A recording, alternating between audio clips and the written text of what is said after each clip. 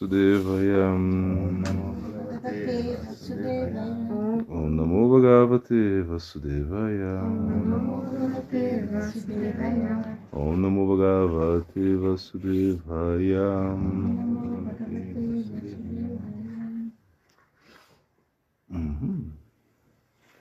Então está aqui, se não me engano, esse Bhaktivinoda Thakur. Bom, em relação às coisas que são favoráveis ao bhajana, o coração de uma grande personalidade é tão suave como uma flor. Ele é tão suave que percebe as coisas que são benéficas para o bhajana.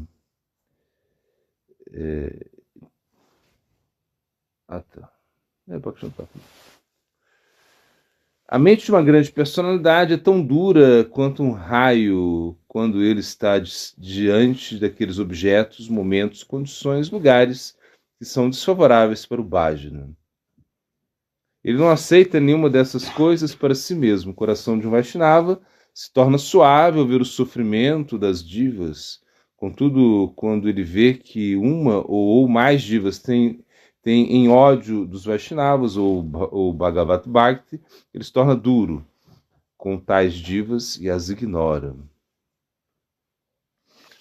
É incrível isso, porque na verdade ele está falando que o coração dessa grande personalidade tem que ser suave. Então, por exemplo, quando você vê um Vaishnava que ele é compassivo, né? Compassivo com todas as entidades vivas. Por exemplo, como o Swami Maharaj Prabhupada veio ao Ocidente, flexibilizou tantas coisas. Né? Imagina, naquela época foi um escândalo, assim, bom, escândalo no sentido assim, que os irmãos espirituais do Swami Maharaj Prabhupada ficaram meio assim, perturbados, porque homens e mulheres estavam morando juntos no mesmo ashram. Isso para eles era uma coisa assim, inconcebível. Mas o Maharaj Prabhupada muito suave nesse coração muito suave, porque ele dizia, é o costume deles, eles cresceram assim, então tem que ser assim, e para que o Bhakti possa fluir. Mas em outros momentos ele dizia, eu vim como agressor à terra de vocês. Ele falava que quando as pessoas falavam, estão querendo, vocês são acusados de lavagem mental, lavar a mente, né? Lavar a mente, lavar a inteligência, uma coisa assim. E ele falava, que mente, que inteligência, lavagem do cérebro, né? Então lavagem cerebral. Eu falei, que cérebro? Vocês não têm mente, vocês não têm cérebro, uma coisa assim. Então ele era forte. Ou seja, então, na realidade, a mente de um sadhu, ela é muito forte, a mente de um praticante é muito forte, porque ela não vai dizer não, ela não vai dizer sim quando ela tem que dizer não. Né? Por exemplo, se alguém, se a sua família vem, né, sei lá, ou se a sua família vem te visitar, ou se você vai à sua família. E se existe uma coisa que é favorável aí, ou se a família é favorável, você diz sim. Se a família é desfavorável, você diz não. Aí é a mente. Aí você tem que deixar o coração de lado. Entende? É isso que ele está tentando dizer. Porque realmente existe essa, né? Essa luta aí entre a mente e o coração. Mente e coração. Sempre é isso. É mente e coração, mente e coração. E a gente fica com essa dúvida. Mas na realidade aqui ele está explicando mesmo assim como é a coisa. Ou seja, para a vida espiritual, ou seja, para as coisas em relação aos Vaishnavas, em relação ao processo da vida espiritual, nós temos que ter o coração suave, aceitar isso. Realmente ter compaixão das pessoas que querem se aproximar de Krishna, das pessoas que querem praticar isso, a gente desenvolve uma compaixão tremenda em relação a isso. Agora, para esses aspectos que vão contra a nossa própria prática, a gente bota a mente dura.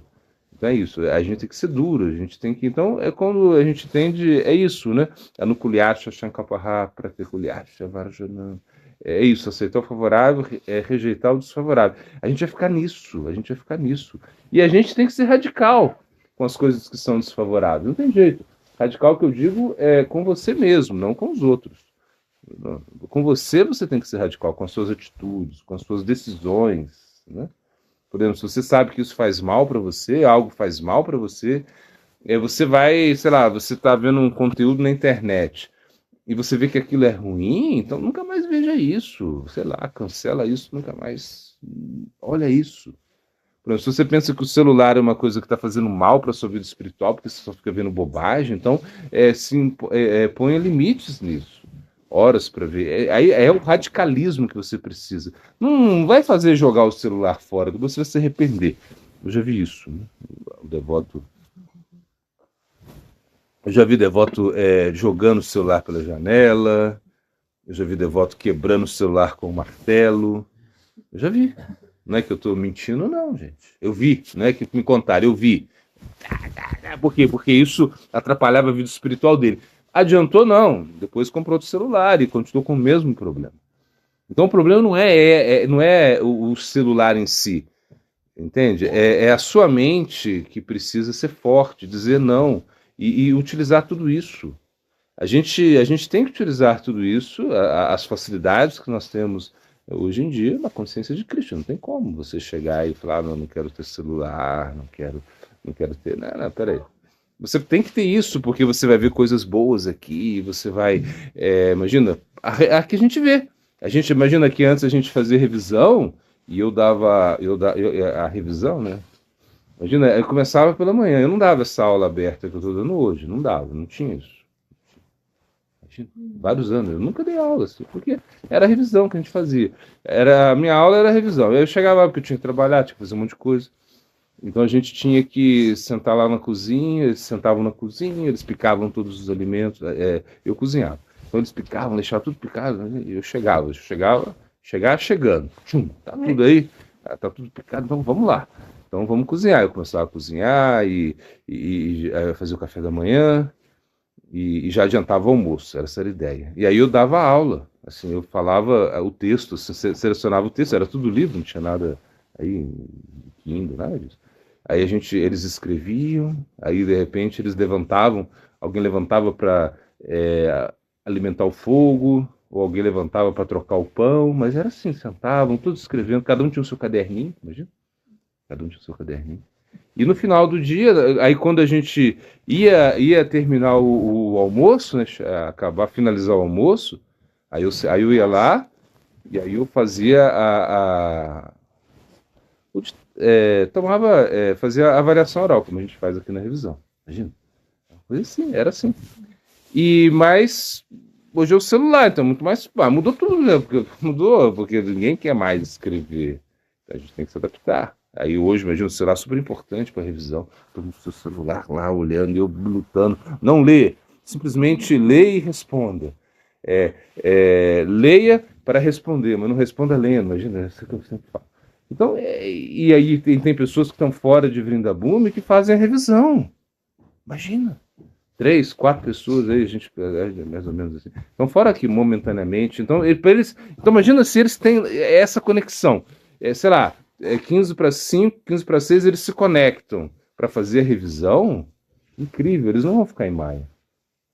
Porque nesse momento eles pensaram, poxa vida, a gente tem que participar da revisão. Então estão lá com o seu celularzinho, com a internet, e isso é que a gente precisa. Então, a gente precisa entender o que é favorável, o que é desfavorável. E radicalizar com você mesmo, e não com os objetos em si. Por exemplo, se você tem que adotar a vida familiar, você tem que adotar, não tem como, porque você precisou disso. Né? Então, chegou um momento que você teve uma necessidade psicofísica, sei lá, de ter uma esposa, um esposo, e você vai ter que entender que assim vai ser a sua vida, e você vai ter que ser. E o Bhakti está ali, o Bhakti não sai dali. Entende? Porque o Bhakti é muito flexível nesse sentido, o Bhakti aceita casamentos. O Bhakti aceita. É diferente, por exemplo, sei lá, você pegar Gautama, Nya, essas práticas, assim, Gautama Rishi, ele falava, a vida é muito curta, né? Então vá sozinho, não vá com ninguém. Tipo assim, se eu quero ir para, sei lá, para Piracicaba ali, ir pela mata, se eu vou sozinho, é muito mais rápido, concorda? Se eu vou com outra pessoa, vai ser devagar. Então eles falam o seguinte: se você quer quer ir rápido, vai sozinho. Se você quer ir, mas se você quiser que seja mais devagar e que seja mais seguro, vá com outra pessoa. Entendeu? É mais ou menos isso. Se a coisa é muito rápida, vai sozinho. Se a coisa vai demorar muito, vá com outra pessoa. É mais ou menos isso. O que eu estou falando é o seguinte: é que a vida, por exemplo, a vida familiar tem uma estrutura muito forte para você praticar. Isso é bom. Vai ter os filhos, vai ter os netos, imagina. Então você vai demorar muito, né? É uma coisa assim. Você vai ser vovô, imagina. Vovô, vovó, uma coisa assim. Então é muito bom. Você vai durar. É uma coisa assim. É para durar duração longa. Agora, se você é um renunciante, não importa se acaba rápido, porque tá tudo morrendo mesmo, essa é a ideia do renunciante. Tudo vai morrer, tudo vai acabar, então não estamos nem aí. Exploda logo essa coisa toda. Não é verdade? Isso é como renúncia. Então, a gente pensa o quê? Que se a família é favorável para o Bhajana, você é muito afortunado. Se é desfavorável, por exemplo, se é a sua família mesmo, você tem que mudar isso. Você tem que fazer parte da sua mudança. Ou seja, você tem que ir lá, você tem que praticar vida espiritual, você tem que chamar sua esposa, chamar seus filhos. É assim que se faz, é assim que se faz, entende? Agora, claro, quando a coisa. Também, por exemplo, se a coisa é muito hostil, que você não consegue praticar nada, então se aconselha que você realmente abandone a família, porque não tem como. Mas espera aí. No sentido de quê? Porque é tão desfavorável que não dá para praticar. Não dá pra gente. Então aí você abandona o Dharma para não abandonar o Bhakti, uma coisa assim. Né? Senão você vai ter problema. Então a gente abandona o Dharma, mas não abandona o Bhakti. O Bhakti a gente nunca abandona. Ainda que em uma situação assim de extremo, por exemplo, você está lá, quer praticar, e vem o seu marido, te bate todo dia, te bate porque você quer praticar, porque você quer adorar Krishna, imagina? Uma hipótese, né? Você quer e ele quer, e te bate, aí você foge, pô. Foge, entende? É isso que eu quero dizer. Casos extremos, né? E geralmente não acontece isso. Geralmente, a gente, né? Na nossa realidade, eu estou falando da nossa realidade, você pode praticar, ainda tem coisas que realmente não são não é muito favorável, mas dá para levar e dá para você continuar praticando, assim, e isso é importante também, né, entender. Então, eu sou favorável e o desfavorável, abandonar o favorável. Abandonar o desfavorável, aceitar o favorável. Isso vai começar. Isso é o começo da vida espiritual. Se você não tem isso, você não vai começar. Assim, você pode até ter um nome, ter uma japa, o guru tem um guru indiano, que legal. Quem é o seu guru? Um Vishnupada. Você aprende a falar o nome dele. Vishnupada, Silabhakti, blá blá. Então, mas na realidade isso não adiantou nada. Por quê? Porque você não aceitou o que é favorável, você não rejeitou o que é desfavorável. Então, sua vida espiritual não começou. Porque, por exemplo, se você vai cantar japa, isso você está aceitando o favorável. Não, você está aceitando as instruções do guru. Você já não está comendo, você não come, você é vegetariano, estritamente vegetariano. Nenhum tracinho pode conter ovo, não quero. Pode conter traços de ovos. Não quero comer essa comida que pode conter traços de ovos. Mas é só porque lavou, né? É porque a máquina só. Não importa, não quero. É isso que a gente tem que pensar. É isso. Aí você tem que ser. A sua mente tem que ser forte. E você não tem que ter o coração. Nesse momento, o coração. Não adianta coração suave. Vem bolachinha com ovo aqui. Você não tá vendo ovo? Tudo bem, come. Não, peraí. Uma vez eu me lembro, eu tava começando, foi muito louco isso. A gente tinha um devoto, a gente foi com um devoto, a gente foi na casa, era tipo, uma rata,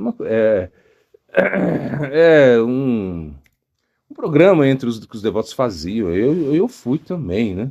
E aí a gente foi lá, depois a gente saiu, a gente foi com o devoto em outro local, porque era um dia assim meio.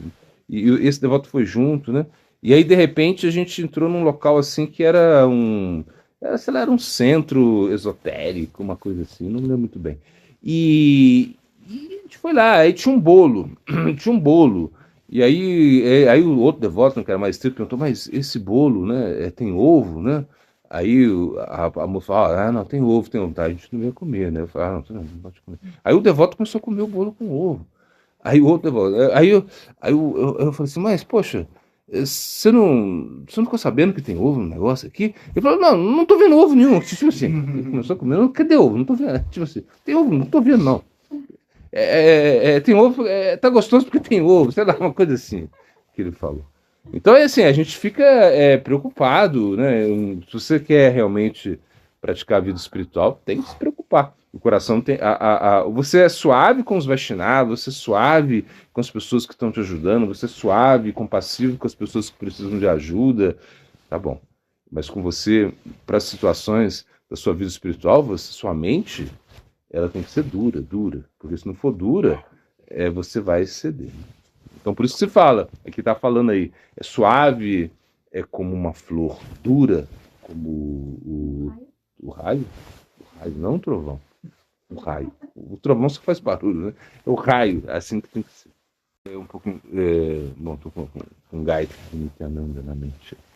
Então, a importância do Gayatri de Nityananda Prabhu Kijai. Então, sem Nityananda Prabhu, você não vai conseguir a misericórdia de Gauranga. Imagina. Nityananda Prabhu é extremamente misericordioso, mas você precisa se conectar com ele. Então, por exemplo, se você tem a possibilidade de receber o Gayatri, Nityananda Gayatri, né, você tem que receber. Claro, se você adora Gaura Nitai, aí é como se fosse obrigatório receber. Como você vai adorar a deidade se você não tem o mantra o Gayatri, o mantra de Nitai? Mas, assim, todos poderiam receber o Gayatri de Nityananda. Ou seja, que é uma coisa muito boa. Você tem essa possibilidade. Por exemplo, você vai lá, você conversa com o seu guru, e ele vai falar, não, eu não tenho esse Gayatri. Eu não canto esse Gayatri. Aí o que vai fazer? Haribo. Tudo bem. Aí você entende o quê? Que o Mahamantra vai te nutrir e você por você cantar, né, os mantras do Guru, né, ou seja, por cantar o Guru Gayatri, né, Guru Mantra, isso já é suficiente. Por quê? Porque na realidade, Nityananda Prabhu ele tem uma representação aqui, que é a representação nesse mundo material, que é o Guru. Então o Guru ele representa Nityananda Prabhu. Mas quando a gente pensa, né, em receber o Gayatri de Nityananda Prabhu, você pensa na misericórdia que é Nityananda Prabhu. Eu quero uma conexão com esse agente que tem tanta misericórdia, que é tão misericordioso, que Nityananda Prabhu ele vem para as pessoas que são hostis. Ou seja, hostis. Não é que é para as pessoas desqualificadas. Para as pessoas desqualificadas, isso é Mahaprabhu. Mahaprabhu ele está entregando algo muito elevado para as pessoas que são desqualificadas. Já Nityananda Prabhu, ele vai entregar para as pessoas que são hostis, como no caso de Agai Madai. Eles eram completamente hostis a Nityananda Prabhu. Imagina que jogaram, né, um vaso de barro na cabeça dele, uma garrafa, uma coisa assim. Mas ele estava ali querendo dar misericórdia para eles. Quando Mahaprabhu chegou e manifestou sua Sudarshana Chakra para cortar a cabeça desses ofensores, Nityananda Prabhu caiu aos pés de Mahaprabhu e falou, não faça isso. Nessa encarnação você não vem matar demônios, você vem salvar demônios. Vamos dar misericórdia para ele. Aí o Nityananda Prabhu perdoou ele, eles pediram perdão, se tornaram grandes devotos de Agai Madai. Mas, na realidade, a misericórdia de Nityananda Prabhu ela é a base para se aproximar de Mahaprabhu e também é a base para você se aproximar do Manjari Bhava, para se aproximar desses tópicos assim tão elevados. Se você não tem a misericórdia de Nityananda Prabhu, nem adianta se atrever a isso. Nem adianta. A gente é muito assim, ciente que sem a misericórdia de Nityananda Prabhu, a gente não vai conseguir alcançar essa misericórdia de Mahaprabhu e a misericórdia de... É Nityananda Prabhu que coloca a gente aí no Gaura Lila, para quê? Para que a gente possa experimentar o Krishna Lila. Ou seja, para que você possa experimentar esses passatempos de Krishna, de Radha. É Nityananda Prabhu que está fazendo isso. Então a gente é muito... a gente está muito assim conectado com essa misericórdia de Nityananda Prabhu. Então, eu acho assim, se você pode obter o Gayatri de Nityananda Prabhu, por que não? Obtenha. Cante esse Gayatri todos os dias, é uma maneira de você se conectar com Nityananda Prabhu. É através de Nityananda Prabhu, através de Nitai, que você vai ter essa fortaleza espiritual, o Nitai. Então, por isso, sim, você pode cantar o Gayatri de Mahaprabhu, de Nityananda Prabhu, já. A gente já canta, né, o Gayatri de... bom, geralmente se inicia com um Gayatri de Mahaprabhu, ou seja, da nossa linha é assim. Mas, se você recebe a oportunidade de cantar Gayatri de Nityananda Prabhu, pode cantar assim. Rupa Manjari.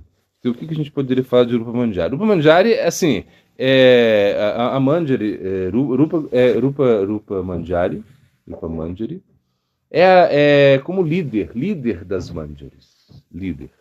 Então, as Manjaris, a gente sabe, são menininhas, são mais novas do que as Shakis. As Shakis são golpes mais velhas. Então, dentro desse contexto, as Manjaris, elas estão em alguns momentos que as Shakis têm vergonha de estar, porque pode atrapalhar essa relação amorosa entre Radha e Krishna. Então, as Manjaris, elas estão servindo a Radha e Krishna, principalmente Radha, né? Porque elas estão lá, de repente, arrumando o cabelo de Radha, porque a Krishna já está ali, sei lá, estão fazendo massagem nos pés de Radha, uma coisa assim.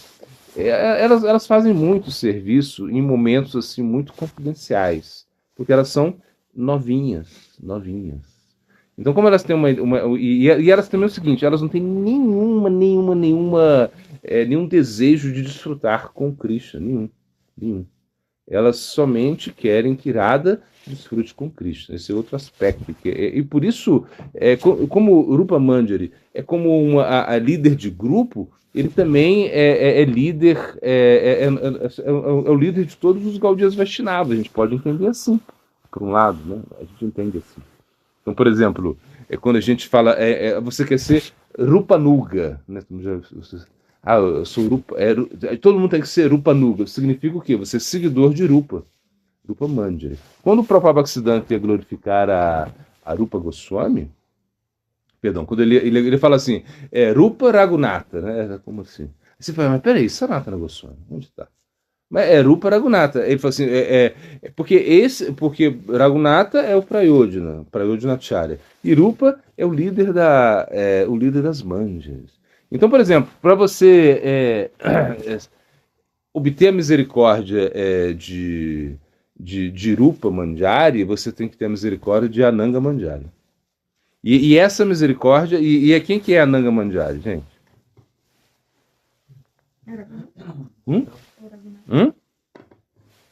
Balarama. Ananga Manjari é Balarama. Então, assim, esse é o processo. Você se aproxima do Gaura Lila, você tem a misericórdia de Nityananda Prabhu, né? E aí, com a misericórdia de Nityananda Prabhu, você tem a misericórdia de Ananga Manjari, que é uma expansão de Nityananda Prabhu. A Ananga Manjari é a irmã mais nova de Radharani. Ela é a irmã mais nova de Radharani. E ela está ali no grupo. Ou seja, é a Manjari. E todos estão aí como servindo o grupo de Rupa Manjari. Entende? E aí a gente vai trabalhar nesse grupo. Prabhupada Bhaktisiddhanta, Bhaktivinoda Thakur, Vishwanath Chakravarti, enfim, todos os nossos acharyas, eles estão nesse grupo aí. Então a gente também quer participar desse grupo, sei lá, limpando poeirinha lá, catando bichinho, sei lá, pegando uma florzinha, arrumando uma... A gente quer participar desse grupo, é a nossa, né, é a nossa intenção, assim, ou seja, você, nesse sentido, ser um Rupa Nuga, Ou seja, claro, quem está em Chakaraça não está seguindo o Rupanuga, também está. Por quê? Porque eles estão participando disso também, de forma indireta.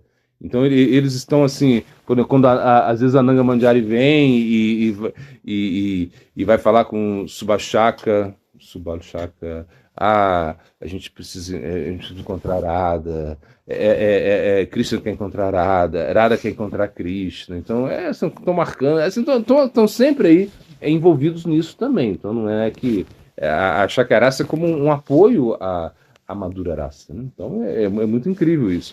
E quando a gente pensa em Rupa Manjari, você pensa o quê? Pensa em Rupa Goswami, porque você vai pensar nessa manifestação de Rupa Goswami, porque o Rupa Goswami ele é a Manjari que vem ao mundo material, no Gora Lila. Ou seja, então, e ele vem como extremamente rendido a Chaitanya Mahaprabhu. Então foi o Rupa Goswami que deu o processo de Abhideya, ou seja, que de certa maneira falou, né, sobre o processo de Abhideya Tattva. Então ele vai falar no Bhakti-rasambhita Sindhu, ele vai falar do Bhakti na fase de Sadhana, no Bhakti na fase de Bhava, no Bhakti na fase de Prema, ele vai falar de Shakyarasa, a gente está lendo, né, a gente estuda esse livro, né? A gente está falando, Vatsalyarasa também está falando, Vatsalyarasa, ele está mostrando tudo, né? Ou seja, ele está entregando tudo, ele está dando o suporte, ele é o Tatuacharya, sei lá, uma coisa assim. Está te dando todo o tato, Rupa Goswami. Então você está eternamente endividado com o Rupa Goswami, que é Rupa Manjari, mas isso está mais perto da nossa realidade, de certa maneira. Então a gente está entendendo que porque Rupa Goswami, ou seja, Rupa Manjari, para você se aproximar disso tudo, você precisa aí praticar o serviço, cantar o santo nome, você precisa seguir tudo para um dia você estar sei lá, nessa esfera assim de devoção, né? E claro, e quando a gente entende que Rupa Manjari, o grupo, né, de Rupa Manjari está servindo a Lalita, eles servem diretamente a Lalita, ou seja, tá tudo aí, Lalita está como a chefe, ou seja, de certa maneira aí, de Rupa Manjari. Então é como está tudo muito assim conectado, a gente não pode perder isso de vista, né? Então, a Nanga Manjari, Rupa Manjari, Lalita Shakti. Então, essa corrente que se forma é para quê? É para chegar a Srimati Radharani. Então, se você não tem isso, você não vai ter Radharani. Então, você vê a importância disso. A importância realmente de estar conectado com isso. Agora, claro, a gente se conecta através do bhajana. É o seu bhajana interno que vai te dar essa possibilidade de poder almejar esse nível assim, super excelente de consciência, uma coisa assim. Imagina você ser uma Manjari, ou você tá nesse grupo de alguma maneira, entendendo que o que chega a Nanga Manjari vem primeiro de Balarama, que é Nitai. Ou seja, no Goralila Nitai. Então Balarama, Nitai, Ananga Manjari, Rupa Manjari, Lalita Shakti vão formar essa preparação para você chegar a Radharani. Então, não chegar a Radharani assim, pum, de uma vez. Não é assim. Você tem aí um processo, nesse processo. E a gente precisa entender isso. As Manjaris são muito importantes nisso. Por quê? Porque elas são através dela, nós podemos almejar a servir a Radharani. E só foi possível por quê? Porque nós nos rendemos a Nitai, a Nityananda Prabhu, a gente se aproxima de Gauranga, e aí Gauranga nos mostra toda essa Krishna Lila, né? Então hoje é o desaparecimento de Gopal Bhatta Goswami. Então Gopal Bhatta Goswami foi uma figura muito importante na nossa Sampradaya, né? Então você diz que é através das anotações de Gopala Bhatta Goswami, né? Gopala Bhatta Goswami que a gente Diva Goswami escreveu os seus Sandarbhas. Né? Imagina, foi através das anotações dele. Então, Gopala Bhatta Goswami, ele era filho de quem, gente? Quem era o pai dele?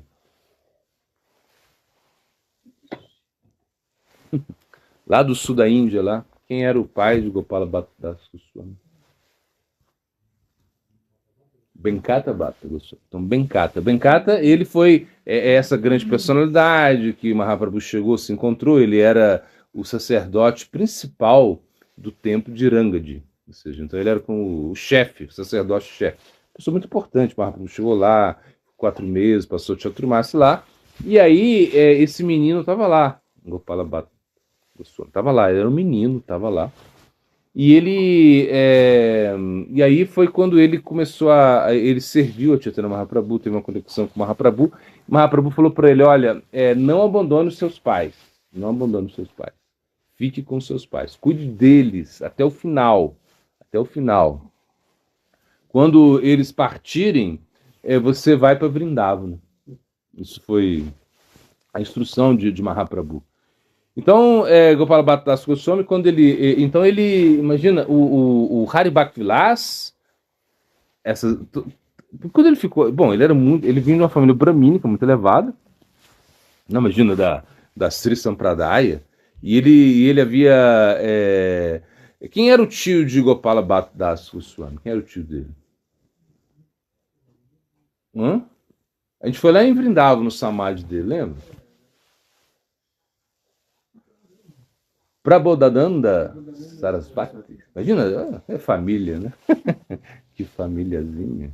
Então, ele ficou ali. Então, imagina, ele ficou escrevendo. E dizem assim, bom, os estudiosos, os eruditos, dizem que ele é o mais erudito de todos. Assim. Então, claro, se aí tem uma Diva Goswami, né? Alguns falam que é Diva Goswami, assim, essas comparações assim que eu acho meio estranho. Mas mesmo assim, e outros falam que é Gopala Bhatta Goswami, porque realmente os Sandarbhas, imagino que é uma livra, que é um tratado, né, baseado no chamado Bhagavatam, que Diva Goswami ele escreveu, ele usa as anotações de Gopala Bhatta Goswami, imagina. Então ele foi a Vrindavan. Só que quando ele foi a Vrindavan, ele recebeu um presente de Mahaprabhu. Qual foi o presente que Mahaprabhu mandou para ele, gente? Hoje está difícil, hein? Presente que Mahaprabhu mandou para Gopala Bhatta Goswami. Porque quando ele foi para Vrindavan, Mahaprabhu prometeu a Gopala Bhatta Goswami. Falou assim: não, ele não mandou esse presente, não. Ele prometeu para Gopala Bhatta Goswami que ele ia se encontrar com ele. Ele estava lá em Jagannatha Puri. E Gopala Bhatta Goswami está no sul da Índia. Mahaprabhu falou assim: eu vou encontrar com você. Só que Mahaprabhu partiu, né? E Gopala Bhatta Goswami ele foi para Vrindavan. Ele recebeu um presente, mas Mahaprabhu mandou um presente para ele. Qual foi? Ninguém sabe. É uma cadeira. Hã? Não, ele mandou uma cadeira para ele. Uma cadeira. Mas não mas imagino que seja uma cadeira assim, meio de pano, uma coisa assim. Né? Por quê? Porque ele queria que Gopala Bhatta Goswami fosse o acharya instrutor, o acharya iniciador. Ele queria que Gopala Bhatta Goswami iniciasse discípulos. Por quê? Por que ele queria que Gopala Bhatta Goswami iniciasse discípulos e não Rupa Goswami, nem Raghunath Das Goswami, e nem Diva Goswami, e nem Sanatana Goswami? Por quê? Uma casta bramínica, ele não teve contato com o muçulmano, seria uma pessoa muito, assim, no sul da Índia, né, os muçulmanos não chegaram, eles não cruzaram ali a Orissa, não passaram da Orissa, por causa de quem? Prataparudra Maharaj, que era um grande, então Gopala Bhatta Goswami, ele foi lá para Vrindavan, levou isso, então já subentendia-se que ele ia ser o iniciador dos discípulos, Porque Sanatana Goswami e Rupa Goswami, eles não iniciaram. Bom, eu não sei, talvez tenha iniciado alguém, mas não iniciaram. Jiva Goswami era que? Qual tipo de guru Jiva Goswami era? Siksha Guru. Ele era Siksha Guru. Todo mundo tomava instrução com Jiva Goswami Vrindava. Todo mundo ia lá, sentava, Jiva Goswami explicava para todo mundo.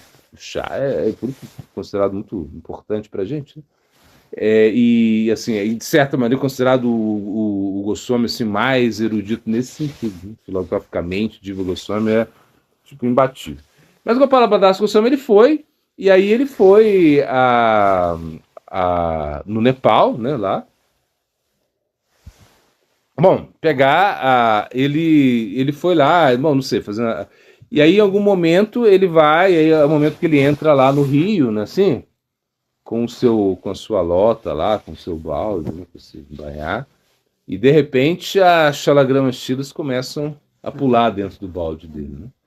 Assim, elas começam a pular. Aí ele vê a Shalagrama-shila, que lá é o local onde tem a Shalagrama-shila, é uma pedrinha muito sagrada, assim, representa Vishnu, né? Então ele pega e ele joga de novo, né? Aí aí de repente a Shalagrama começa a pular de novo. E aí não tem jeito. Aí acho que são 12 Shalagrama-shilas, se eu não me engano. Acho que são 12 que entraram no balde ali, que eu falo Bhadas Goswami. Então, enfim. E aí era como uma lota. Uma lota é como tipo um balde pequenininho que você tem. Bom, que eles tinham. Então aí ele vai para Vrindavana. Quando ele chega em Vrindavana, e ele tá lá, né? O Bhajana Kutir dele é onde é o Radharaman, hoje em dia, né? Então ele começou a praticar Bhajana lá. Só o que acontecia? Ele ficava assim, né? Falou, nossa. Por exemplo, Sanatana Goswami tinha Radha Madana Mohan, né? Então aí tinha aquela deidade muito linda. Que, bom, ele já. E assim, e de certa maneira os Goswamis tinham as suas deidades, ele como. Ele ficou assim. Em algum momento ele recebe umas roupinhas de deidade, não sei, umas roupinhas. Aí ele fala, nossa, que lindo seria ter uma deidade, uma coisa assim. Mas ele não tinha, só tinha as pedrinhas, Shalagamashila são pedrinhas, né? Então a pedrinha, por mais que você bote um paninho ali, não fica muito legal, né? E aí ele estava meditando nisso, assim, foram vários fatos que aconteceram. E no dia depois de Chaturda Nishinra, né? Ou seja, depois do dia do aparecimento do Nishinra, Gopala Bhadas Goswami, ou seja, no dia de Sonishinra, melhor dizendo, Sonishinra, né? Nesse dia que o Sonishinra apareceu, Gopala Bhadas Goswami estava ali e ele estava com esses pensamentos, né? E ele olhava assim, olhava para o pilar, assim, para uma parede, alguma coisa assim, e ele falava, nossa, Mahaprabhu falou que ia, porque era esse dia de Nishinradeva apareceu do pilar, né? Vocês sabem a história, né? E ele falou assim, nossa, Mahaprabhu falou que ia aparecer, mas até agora ele não veio. E ele pensou, se para lá da Maharaj, né, orou para o seu Nishinra, para Govinda, não sei, e apareceu o seu Nishinra, por que o Mahaprabhu não se manifesta para mim, né, uma coisa assim? Né? Ele estava pensando assim, desses pensamentos, né? E tinha ganhado uma roupinha para deidade, mas não tinha deidade. Aí foi dormir, né? Foi dormir triste, não, imagina, jejuou o dia inteiro, observou Nishinra Chaturda, assim. Aí quando ele acordou, e ele adorava as Shalagrama-shilas, e ele tinha um cesto onde ele guardava as Shalagrama-shilas. Ele botava um cesto e botava um pano em cima, assim. Como esses balaios, assim, né? Esses balaios de roça que a gente tem. E botava tampinha lá. Era assim que ele fazia. E de repente, no dia seguinte, quando ele acorda, ele viu que o balaio estava, a tampa, né, estava levantada um pouquinho. Aí ele falou, nossa, e ele pensou que fosse uma serpente que tinha entrado ali. Então ele vai lá com, sei lá, com um pauzinho, assim, ele mexe assim para ver se era serpente mesmo. Quando vê, Radharaman, essa deidade aí, ó, se manifestou dessas Shalagrama-shilas. E aí ele ficou super feliz com isso. Assim, imagina, uma deidade, e essa deidade, assim, que a gente pode dizer que é uma das mais famosas de Vrindavan, não é verdade? Assim, para nós é muito importante. Por quê? Porque todas as Radha Madana Mohan, Radha Gopinata Radha, ai, Radha Govinda Ji, estão nelas, as três. Se você quiser tomar, e quando você medita, por exemplo, quando você fala no Kama Gayatri, por exemplo, quando você medita, você que tem que meditar nessas três deidades, que é a deidade de Sambandha, Videha, Prayodhana, se você medita em Radharaman, deu, porque as três estão juntas, é mais fácil, né, do que ficar numa hora, numa parte do, porque assim, uma parte do Gayatri, você medita em Radha Madana Moha, né, a parte de Sambandha. Aí depois na parte de Abhideya, você medita em Radha Govinda Ji. Depois na parte de Prayodhana, você medita em Radha Gopinath. Aí você, não, imagina cantar o Gayatri. Se você está... Bom, não vamos falar que você vai dormir no Gayatri. Mas é difícil, não é fácil. Então se você medita em Radharaman, está mais fácil, na verdade. É uma deidade muito importante para a gente. E na realidade, e quando a deidade se manifestou, isso é um dos templos mais importantes de Vrindavan, assim, muito visitado. Pequenininha da idade, né? Ela é bem pequenininha. Quando você chega lá, nossa, um negocinho assim, pequenininho, né? Você não vê direito, assim, e tá cheio de gente, aquela coisa tudo. E aí não é que eles ficam fazendo propaganda, estratégia de pregação para as pessoas virem. Não, as pessoas chegam lá porque chegam mesmo. Isso o Shakti de Gopala Bhatta Das Goswami, que começou a adorar essa deidade. E ele contribuiu também iniciando. Você vê que dali vem... se diz que ninguém adora melhor as deidades do que eles. Assim, eles são muito especiais para adorar a deidade, né? Eles são, porque Gopala Bhatta Das Goswami, ele vem de uma família bramínica, ele transmitiu todos essas Shaktis, esses conhecimentos aí. Então, por isso, Gopala Bhatta Das Goswami Ki Jai. Educar a gula. Gula diz que é um pecado capital, não é verdade? Quem sabe, hein? Um dos pecados capitais é a gula. E na realidade, quando você pensa, né,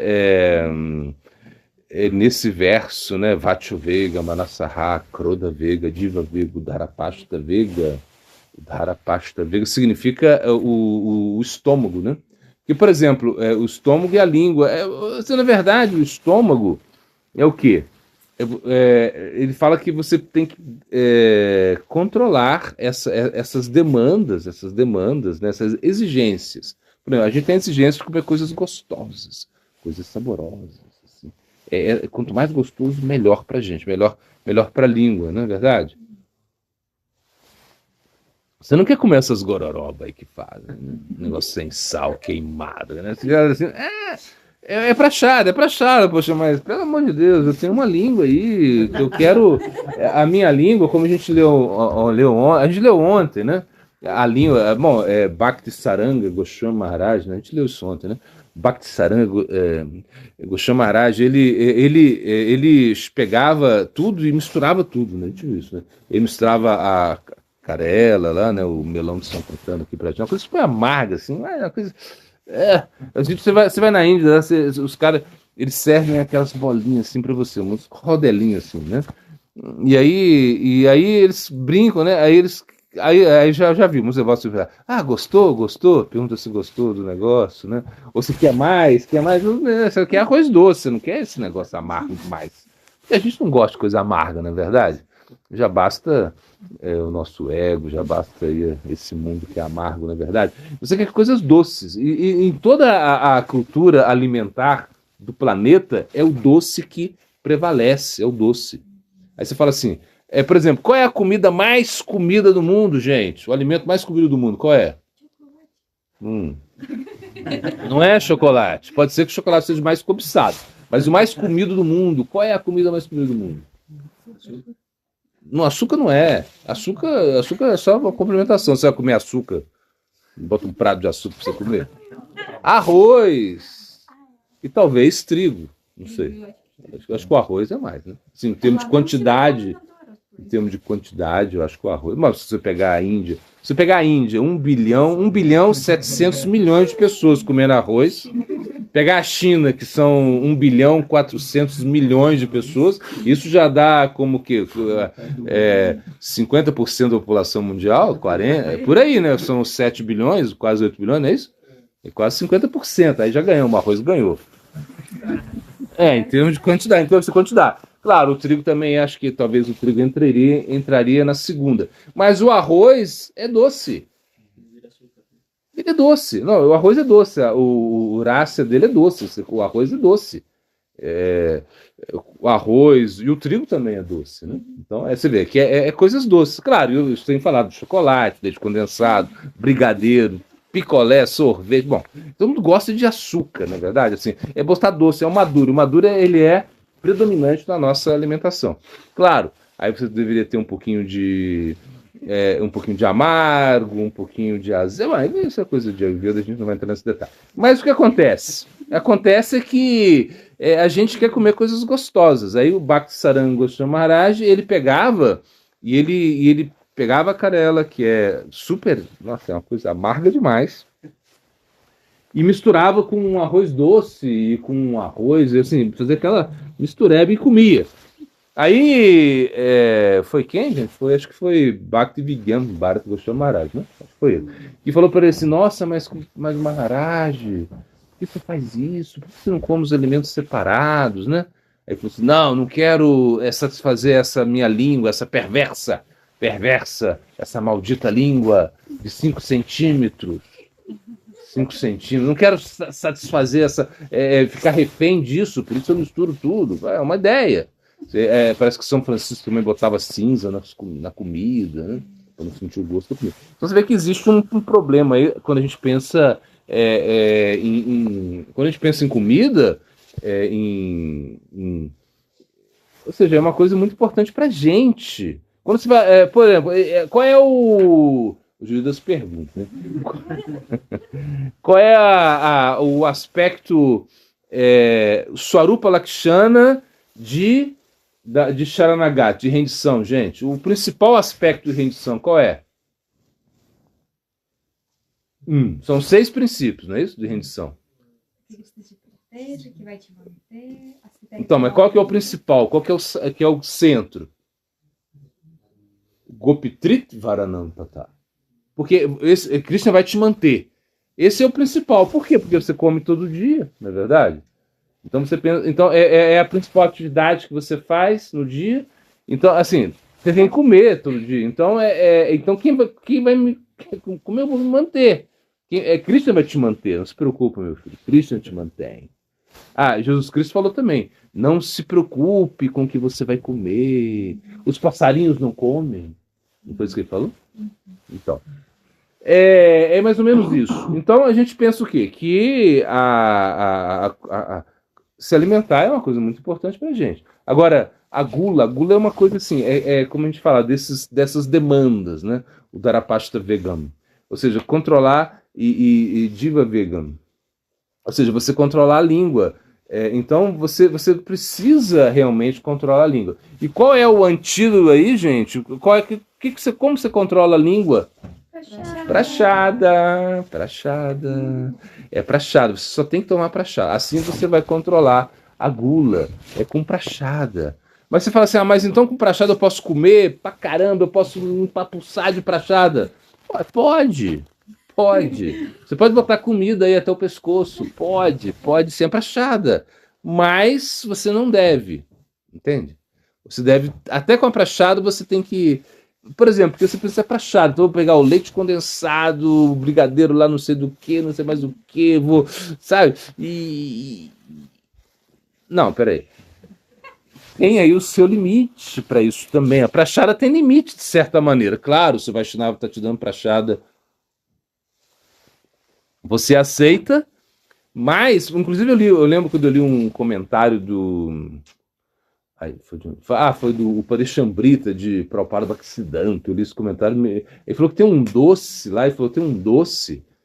Eu não esqueci o nome. É um doce. Tipo um leite condensado. Ele falou que quem tomar isso vai cair. Assim, vai.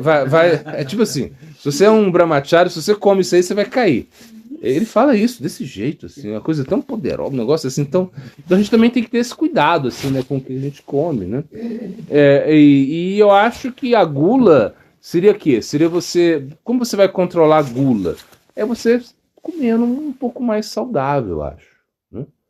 Come um prato de alface, Pega o arroz e o feijão para comer, seja mais simples, né? Assim você controla a gula, que, por exemplo, tá, porque existe um problema aí, dois problemas, não é problema. Um é você querer comer coisas muito gostosas, né? Você só querer comer coisa gostosa. Então, por exemplo, você fez lá o macarrão, aí queijinho, tem que ter o queijinho, tudo bem, tem que ter o queijo. Mas é isso.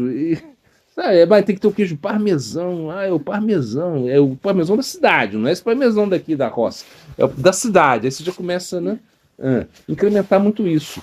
Então comer mais simples, assim, comer mais simples vai ser mais saudável para você. Tem que pensar nisso. Eu acho que tem que ter uma estratégia aí. Você não incrementar tanto o gosto pelo, assim, ó, o desejo de comer coisas muito gostosas, assim, extremamente gostosas. Então, assim, que seja para assado, que seja gostoso, mas também que você sempre consiga equilibrar. Sempre tem um equilíbrio que eu acho muito importante, é o quê? É que o alimento tem que ser gostoso, mas tem que ser saudável.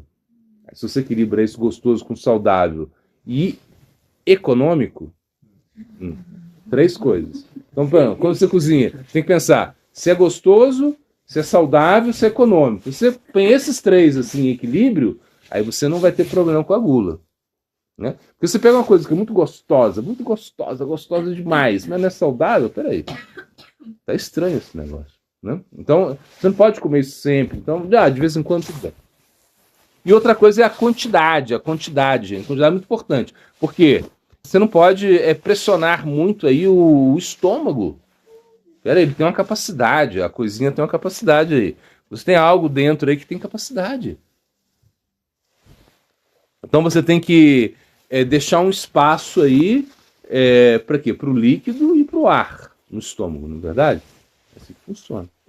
Tem que ter um vaio aí, sei lá, que ele vai ajudar você a digerir o alimento. Por exemplo, quando você come e não consegue nem respirar, você deita assim e fica aquela coisa assim. Você não consegue respirar? Aconteceu um problema aí, isso é gula. Claro, não vou falar que está fazendo mal para sua saúde, não vou falar isso não. Mas você não consegue respirar. Então você precisa respirar. E aí existe uma coisa muito, muito especial aí que o nosso corpo tem, é que quando você comeu, você arrota, né? Aí o que o corpo falou assim? Para. Agora já ficou sem ar. Para. E também é um sinal assim, de satisfação, né? Você vai lá na cultura árabe, sei lá, né? Ou mesmo na Índia não vi muito isso. Mas, assim, claro, o pessoal arrota, cara de pau. Mas os árabes, eles pensam assim, se você não arrotou, é que você não comeu bem. Então você tem que arrotar, dar um arroto no final do arrotando lá. E pra gente é super estranho, isso fica estranho. Mas é muito mais inteligente se você analisar. Na hora que deu aquele arrotinho, não precisa exagerar também, acho que os caras exageram. Mas aquele arrotinho que deu assim já foi. Mais que isso não vai, pelo amor de Deus. O corpo já falou, ó, acabou. É mais ou menos isso que a gente tem que fazer. A gula, eu acho que você vai conseguir controlar a gula fazendo esse equilíbrio. O seu alimento ele é gostoso, saudável. A primeira é prachada, né? Nem preciso falar, né? Prachada. Você vai comer coisas que você ofereceu. Depois gula. Ele é gostoso, saboroso, ele é saudável, tem o equilíbrio, né? Gostoso, saudável. O arroz e o feijão pode ser muito gostoso, né? Pode ser muito gostoso, um arroz, um feijão, sei lá, um quiabo, né? Já não gostava de quiabo. Eu gosto de quiabo. Tá, mas assim, eu digo assim, aí você pode uma coisa gostosa, né? Uma coisa, claro, coisa que você gosta de comer também, né? Claro. E que tem aí o seu valor econômico assim razoável, que não excedeu a coisa. Então é mais ou menos isso que eu acho. E é isso, a quantidade, né? Não exagerando na quantidade. Porque a gula realmente é uma coisa ruim, assim, ruim para o seu corpo, ruim para a sua vida espiritual, você come muito, se você come muito, você dorme muito, você pratica pouco, enfim. Você vai ficar muito.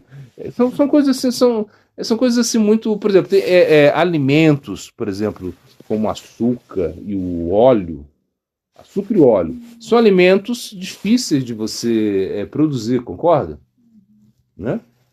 Por exemplo, para você ter, sei lá, você pega o coco, A Beth sabe, ela faz ela não faz o óleo, mas ela faz o leite de coco todo dia, muito saboroso, que a gente toma. Mas você vê que é um trabalho, né? Você tirar, você tira, deixar em leite. Agora imagina no óleo, o óleo de coco, né? Deve ser mais difícil. Ela fala, faz óleo de coco para mim, dona Beth. Amanhã eu quero saber a dificuldade que vai ser. E o que acontece? A manteiga é a mesma coisa. Você pega lá o leite, tá lá, né? Aí vai fazer aquele leite virar manteiga, gente. Vai lá, faz, eu quero ver. Você vai tanto de leite para uma coisinha de manteiga assim, não é verdade? Então você vê que é uma coisa difícil. O açúcar é a mesma coisa. Você pega um monte de cana, ou será beterraba lá na Europa, um monte de cana, e daqui a pouco você vai reduzir isso, aquela quantidade, quilos de cana vai chegar a uma coisinha assim pequenininha, não é verdade? Então, se são coisas difíceis de se conseguir, você não pode consumir em excesso isso, não é verdade? Então esse é o problema. Porque eu quero ver você aí fazer uma comida muito gostosa, ou seja, você incrementar muito o gosto dos sentidos na comida se você não tem o óleo e o açúcar, né? Já é difícil, né? Se você tem que ter, fica diferente. Então, é isso que você tem que tomar cuidado também, com o óleo e com o açúcar, aí para você realmente conseguir controlar a gula. Esse comentário para este Ambrita é um doce que ele fala. Eu não. Depois eu vou ver. Acho que eu tenho um livro, eu vou ver. Eu tenho curiosidade. Ele fala: se você comer esse doce, você vai deixar o bage, uma coisa assim.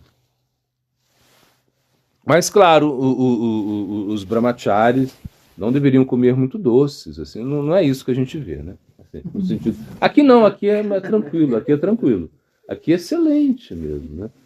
É pouco doce, um mingauzinho ali, uma coisinha ali, é de boa, mas você vai em outros locais, você vê que é exagerado no doce, assim, o doce. Porque realmente, e isso é ruim, porque estimula muito, né? O doce é uma coisa. O açúcar estimula muito. O mel, nem falar, né? O mel é uma coisa assim que. O mel também é uma coisa. Não pode, né? Até a nível. Bom, segundo o Ayurveda, o mel você tem que comer pouco. Não pode comer muito. Isso, por exemplo, o mel não pode esquentar o mel. É proibido esquentar o mel.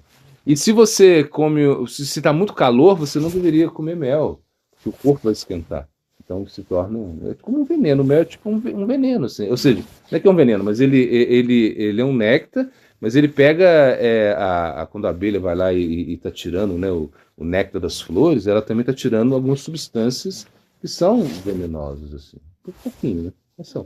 Se você esquenta isso, você está fazendo mal para o corpo. É uma coisa assim, muito complexo, mas é isso. Então, é um nome lá que eu esqueci o nome desse doce aí que o Prabhupada Bhaktisiddhanta falou, que você não deveria comer, que isso vai fazer. Eu não lembro se era falado do Brahmacharya. Ele falou que a pessoa, se comer esse doce, vai cair. Essa é uma coisa, eu lembro que eu fiquei com isso. Eu falei, nossa, ainda bem que não tem esse doce aqui, né?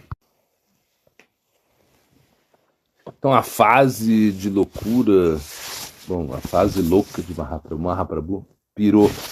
Um momento, Mahaprabhu pirou mesmo. Quando era animal, era tranquilo. Ele ficava lá debatendo com os outros, né? Assim como, né? Derrotando os outros, né? Fazia as travessuras dele. Mas isso era uma coisa assim bem tranquila.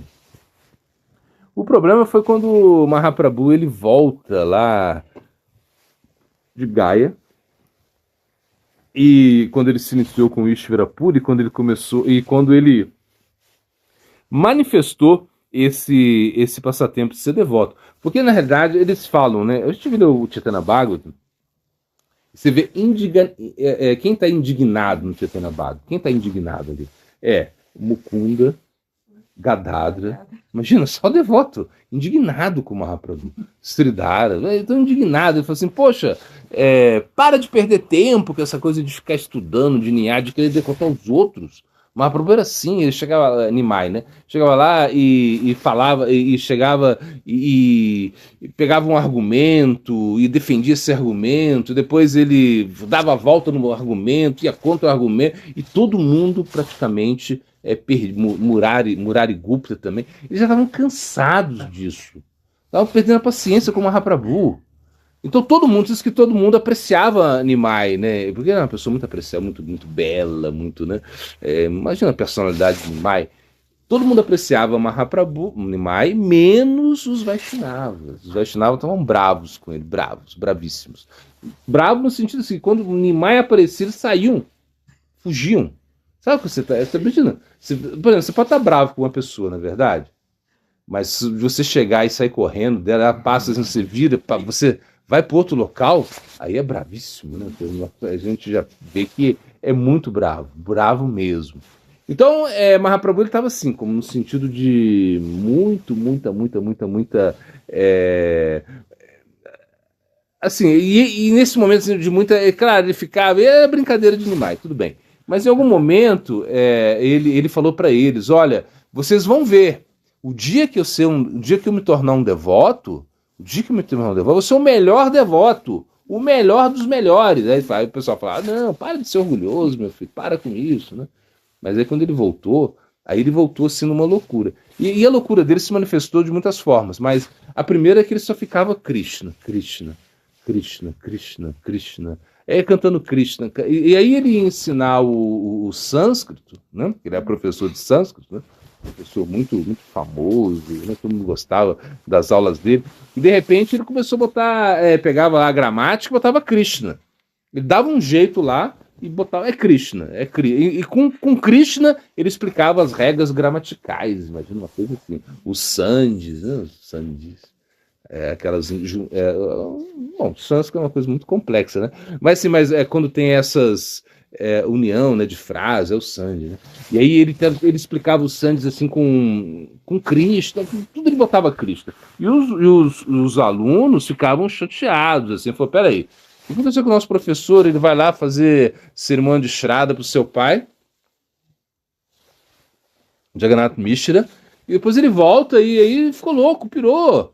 Aí eles foram conversar com o professor de sânscrito de Mahaprabhu. Quem era o professor de sânscrito de Mahaprabhu? Hoje é o dia das perguntas. Gangadasa. Gangadasa era o professor de sânscrito de Mahaprabhu. E eles foram lá e falaram, ó, não dá, o cara lá pirou, só fala Krishna, Hare Krishna, o cara ficou doido. E aí ele falou assim, não, ele chamou o Mahaprabhu, falou, ó, peraí, ensina direito. Que você é um devoto, tudo bem. O seu pai não foi devoto? O seu avô não foi devoto? Quem era o avô de Mahaprabhu? Que foi um devoto, foi muito erudito avô de Mahaprabhu, que estudou junto com Sarvabhauma Bhattacharya. Imagina Sarvabhauma Bhattacharya e o avô de Mahaprabhu, Nilambarka Chakravarti, foi esse avô. E ele falou assim, eles não foram devotos? Você vê com essa história aí? Ensina o que você tem que ensinar e seja devoto, uma coisa assim. Maço. Aí Mahaprabhu, tá bom, Guruji. Só que daqui a pouco o Mahaprabhu tava lá. Ficou gopi, gopi, gopi, gopi, gopi, gopi, gopi, gopi, gopi, gopi, assim. E aí que o pessoal falou, não, peraí. Por que você fica... surtou. O Mahaprabhu surtou. Teve um surto. Ele falou assim, peraí. Para de... Por que esse negócio de falar gopi? Peraí. Você fica falando gopi, gopi, gopi. Qual é o Shastra que fala gopi, gopi, gopi?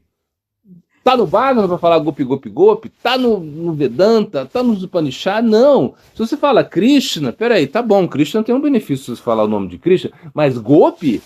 Aí Mahaprabhu ficou bravo, pegou um pau, saiu correndo atrás deles assim. Gopi, gopi, aqui bater com o pau. Aí os caras saem tudo correndo. Loucura de Mahaprabhu.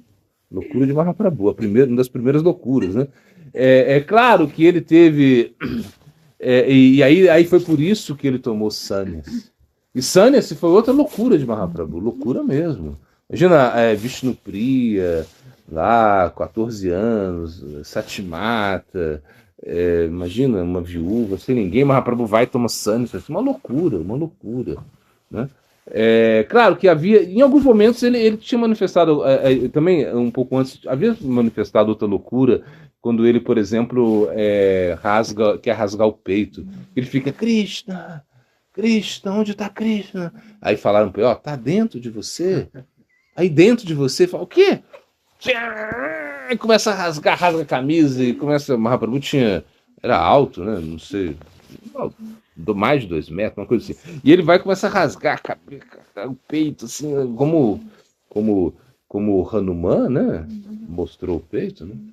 E aí Gadadra consegue, né, conter ele, e assim ou seja, eles começaram ele tá tão doido, Mahaprabhu, que quando chegaram, botaram ele pegaram ele e botaram ele numa banheira de óleo, óleo Vishnu, sabe? Bom, é um óleo usado na maioria do Brasil. Ele ficou ela mergulhado no óleo de Vishnu ali, e para ver se acalmava o Vata, né? O Vata dele, porque quando você tá doido, é o Vata que pirou, né? O Vata. Assim, é uma coisa assim. Então botaram ele numa banheira de Vishnu, né? Quando Mukunda chegou, Mukunda chegou e falou: o que é isso, Satimata? O que aconteceu? Ela falou: não, meu filho, ele pirou, e aí os médicos falaram que tem que ficar na banheira de óleo, né? De óleo de vinho. Aí ele falou assim, não. Ele falou, o Mukunda falou assim, você é uma pessoa tão simplória, tão simples, né? Tão ingênua. Na verdade, eu queria ter essa loucura que ele tem.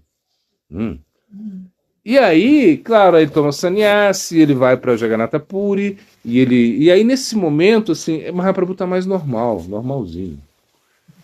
Mas chega um momento lá em Jagannatha Puri que aí realmente, se você visse Mahaprabhu, você não ia querer ter. Você fala, não quero participar desse negócio, não quero.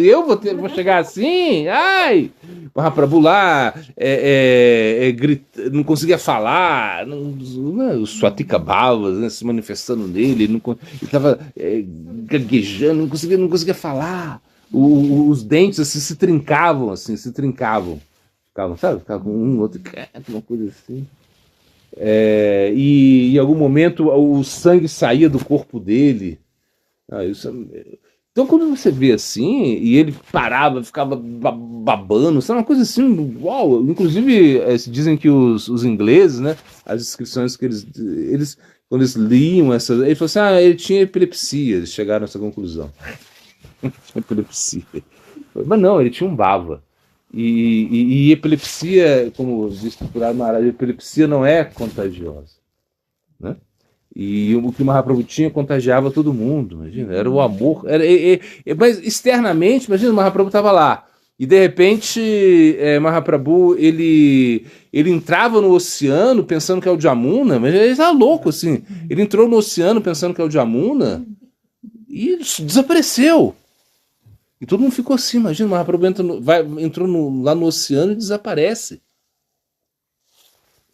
Ficaram procurando o Mahaprabhu, de repente, aí à noite, já estava à noite, ninguém sabia o que aconteceu. Aí um pescador chegou falando, Krishna, Krishna, Krishna. Aí falou, olha pá. Aí os devotos foram, Krishna, Krishna.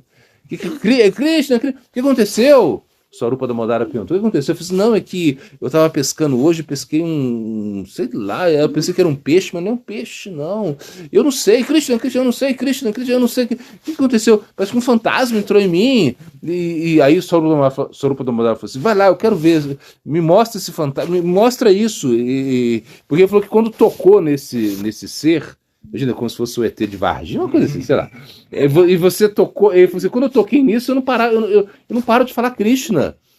Aí falou assim, aí o Swarupa Damodara falou assim, não, eu sou um exorcista, eu sei tirar fantasma, mas eu quero ver o que você tocou. Aí quando chegou lá era Mahaprabhu. Mahaprabhu estava lá todo encolhido, assim, virou uma bola, uma coisa assim, todo, o braço entrou, a perna entrou. Imagina? E esse é o êxito de Mahaprabhu. E nesse momento, ele vai e ele pega. Aí eles começam a cantar o Mahamantra, os devotos.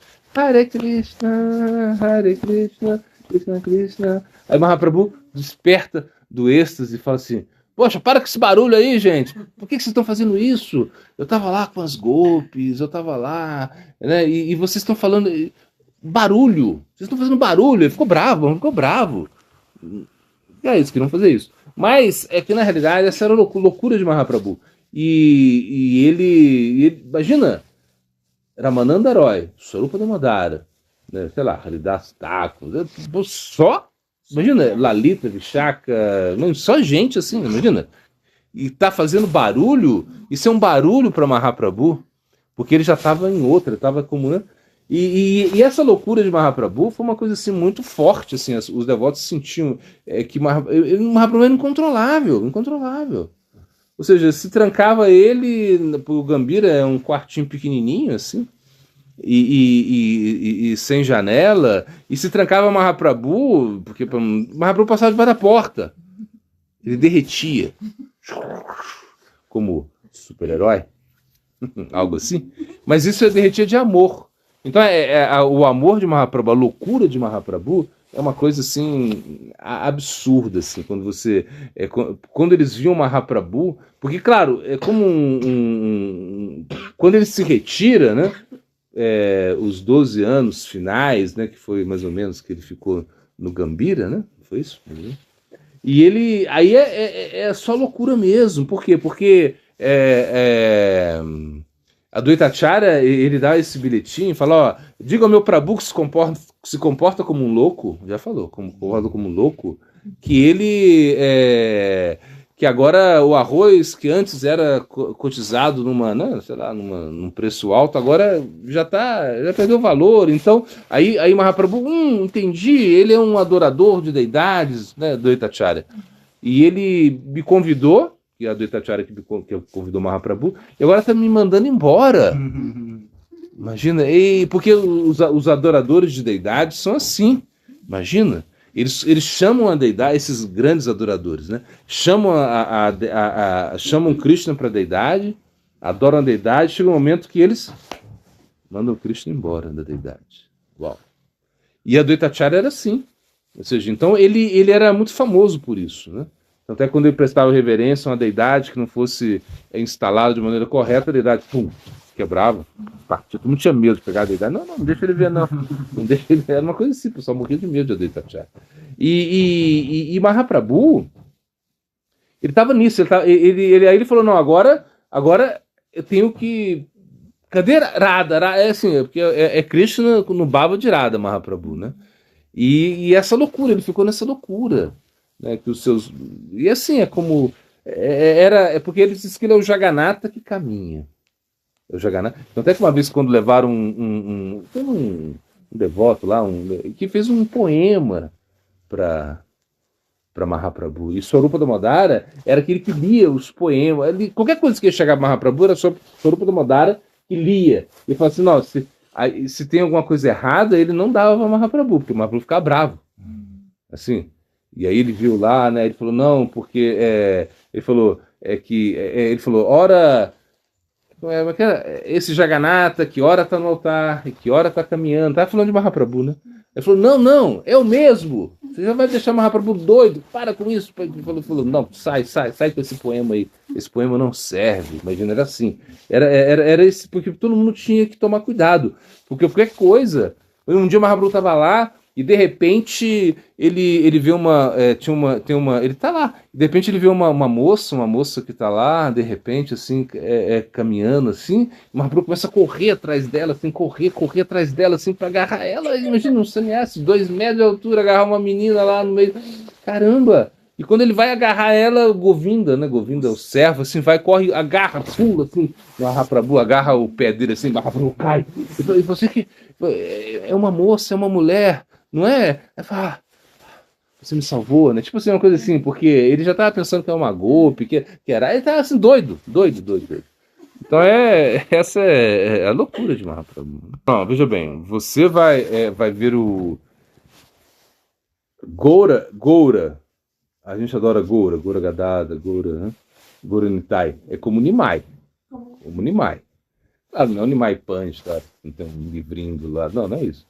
É Nimai mesmo, esse é o humor do Nimai. Você não adora a Goura como Mahaprabhu, né? Claro. Como Mahaprabhu, jamais. Agora, claro, é como esse aspecto que não como esse...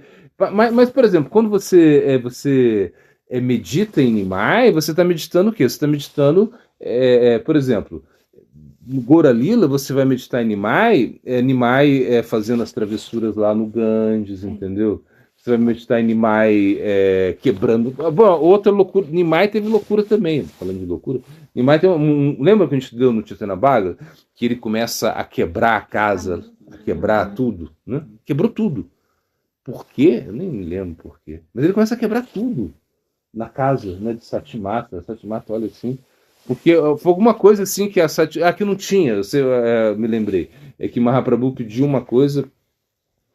Não, que ele não queria deixar ele ir pra escola. Não é para escola, não. Ele pediu alguma coisa. Algum ingrediente para fazer. Ele precisava de algum ingrediente. Não sei se era para adorar uma coisa. E não tinha. Aí ele começou a quebrar tudo, quebrar tudo assim, olhava assim. Então, assim, é nesse Nimai que você medita quando você está adorando, entende? Esse Nimai. E aí, porque quando ele volta de Gaia, assim, ele volta como devoto, mas a gente entende o quê? Que aí já começa, logo em seguida ele já chama Sannyas.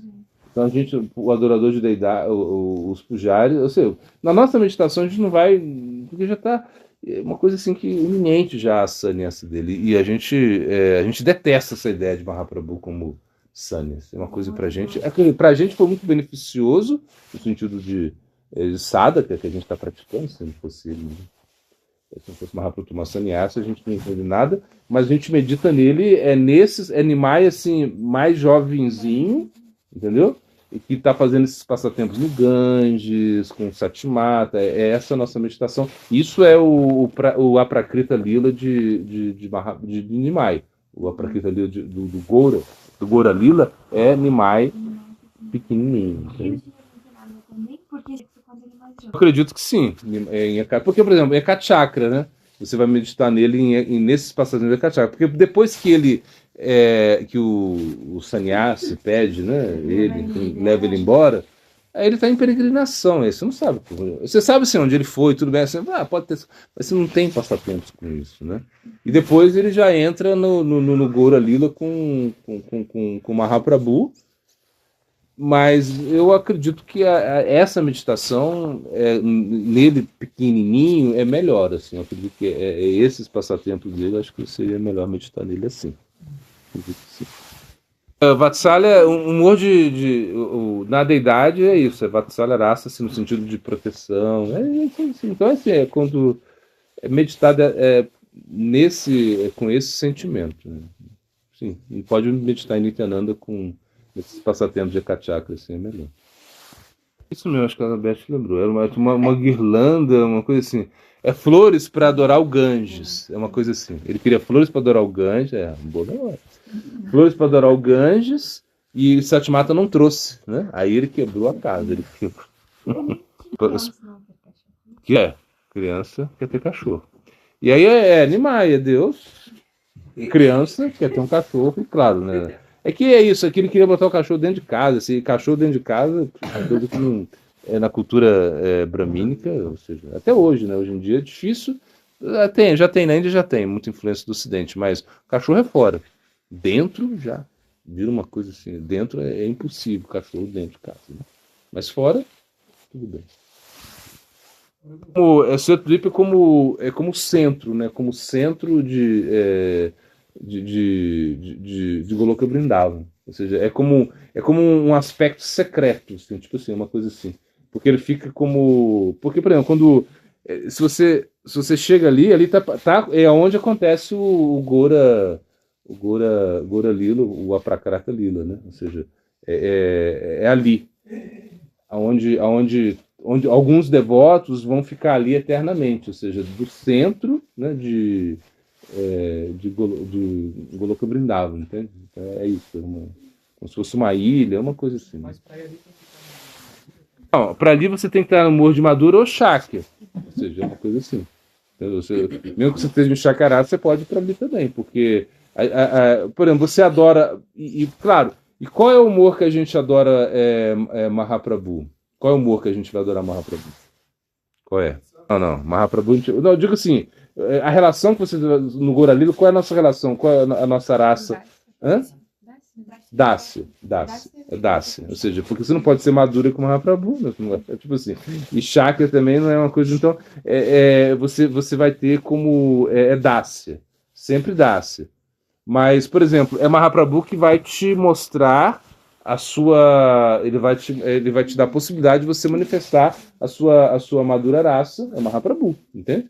E aí, por exemplo, se um devoto tem essa identidade de Madhura Rasa e também tem uma identidade no Gaura Lila, entende? Assim, se ele tem, então ele vai ter duas simultâneos, justamente. Ele vai estar no Madhura Rasa eternamente no Gaura Lila eternamente também, entende? Justamente, ou seja, você tem almas que vão participar só do Krishna Lila, tem almas que vão participar só do Gaura Lila, e tem almas que vão participar do Krishna Lila e Gaura Lila simultâneo, entendeu? Isso é possível.